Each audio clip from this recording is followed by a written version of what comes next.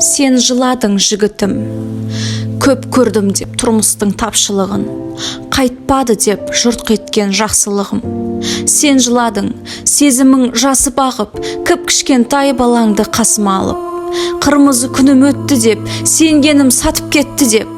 Сен жыладың, аңғармай қалдым орды деп, қадамым сәтсіз болды деп, бір қатты соққы алдым деп, бақытсыз болып қалдым деп. Сен жыладың, бірақ мен селт етпедім. Білем сені тағдырдың еркеткенін, білем сені өр көңіл жомарт едің. Енді бүгін қалай бұл керкеткенің? Жарар, өткен күн оралар ма? Қарау керек бауырым саған алға, басыңдағы бөрік пе, орамал ма? Бөрік болса, ауыз тез басқа күйге, көз жасыңды көрсетпе жас сәбиге, көз жасыңды көрсетпе, сұранамын. Әй, жігіт, сен маған ұнамадың. Жас нәреске көруге тиісті емес, әкесінің еңкілдеп жылағанын, әкесінің тым күйреп құлағанын. Ерлікпенен ездіктің жолы қатар, екеуінің арасы бір-ақ адым.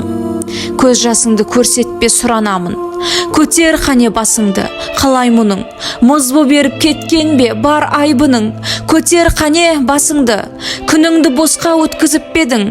Тағдырың неге сыр айтты сараң? Өмірдің барлық сәтсіздіктерін бақытсыздық деп кім айтты саған?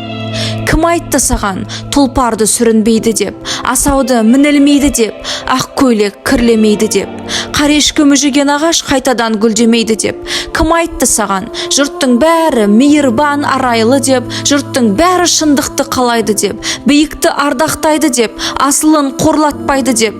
Тоқырау білмес айбыны, адалдық деген әлемнің ұлы байлығы, бетіне жиған ұятты, әйтсе де кейде ол кінәмшіл бала сияқты. Тірлікте осы баланы өкпелететіндер де бар, жұбататындар бар, жек көретіндер бар да, ұнататындар бар, арын сатып қорлайтындар бар да, жанын сап қорғайтындар бар. Қиналып бекер алаңдадың ау, ойыңды шығар өріске, өзің ағайтшы, ғаламда мынау жеңудің бәрі жеңіс пе? Жігітке арман жеткізіп беді, өз сорын өзі жеңбесе, өмірдің барлық сәтсіздіктері бақытсыздық емес ендеше.